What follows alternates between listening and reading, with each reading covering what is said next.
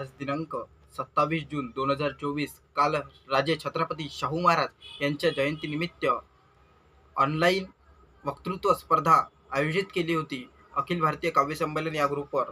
काल माझ्या मोबाईलचा नेटवर्क इश्यू असल्यामुळे मी काल वक्तृत्व स्पर्धेला जॉईन होऊ शकलो नाही, म्हणून आज व्हिडिओ टाकत आहे आणि व्हिडिओ ग्रुपवरही टाकत आहे, यूट्यूबवरही टाकत आहे. व्हिडिओ आवडल्यास लाईक करा, सबस्क्राईब करा आणि माझ्या चॅनल आहे विद्रोही कवी सुजल भुजाडे या चॅनलवर सबस्क्राईब करा. माझे नवनवीन व्हिडिओ मी यूट्यूब चॅनलवर टाकत राहील. सर्वप्रथम सर्वांना क्रांतिकारी मानाचा इन्कलाब. मी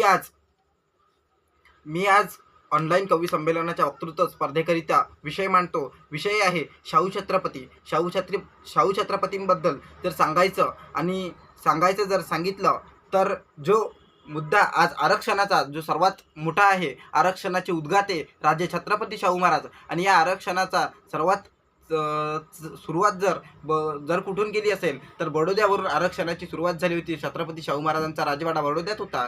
बडोद्यात ज्यावेळी डॉक्टर बाबासाहेब आंबेडकरांना नोकरी दिली ती आरक्षणाच्या बेसिसवर दिली होती. आणि जे आपण म्हणतो शिष्यवृत्ती स्कॉलरशिप, त्याचेसुद्धा उद्गाते छत्रपती शाहू महाराज आहे. आणि जे स्कॉलरशिपच्या माध्यमातून स्कॉलरशिपचा हा आपला भारत देशाला, काही जण म्हणतात स्कॉलरशिप म्हणजे फक्त पैसा मिळवण्यापुरता असतात, पण मला जर विचारलं तर स्कॉलरशिपची किंमत काय, तर मी स्कॉलरशिपची किंमत सांगू शकतो तुम्हाला की फक्त पैशामध्ये शिष्यवृत्ती होत नाही मित्रांनो.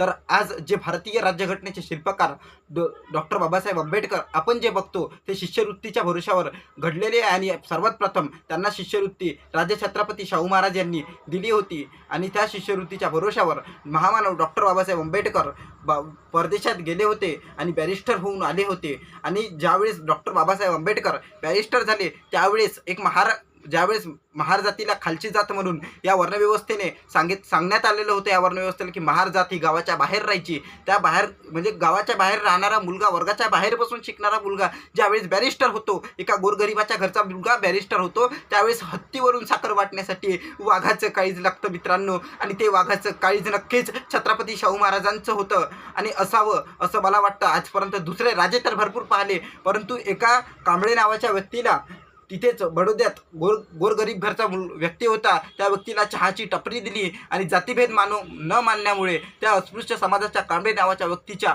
चाय टपरीवर जाऊन राजे छत्रपती रोज चाय पेत होते. इथेच जातीवाद्यांच्या आणि जातीवादी मनुस्मृती आणि मनुवादी वर्णव्यवस्थेच्या छाताडात राजे छत्रपती शाहू महाराजांची लात आहे असं मला वाटतं. मी माझ्या बोलण्यातून, मी माझ्या लिखाणातून, मी माझ्या म्हणजे माझ्या राहणीमान, बोलणं, व्यक्तिमत्व यातून समाजाला शाहू फुले आंबेडकर यांचे प्रेरणादायी विचार मांडत असतो. मी विद्रोही कवी आहे. मी माझ्या लिखाणातून सुद्धा शाहू फुले आंबेडकर यांचे प्रेरणादायी विचार मांडत असतो. माझ्या यूट्यूब चॅनल आहे विद्रोही कवी सुजल भुजाडे व्याख्याते. या यूट्यूब चॅनलला तुम्ही सबस्क्राईब करा. व्हिडिओ आवडल्यास लाईक करा, शेअर करा, कमेंट करा. आणि कुठेही कार्यक्रमासाठी जर संपर्क करायचा असेल तर माझा मोबाईल नंबर आहे 9322646843 वर कॉल करा.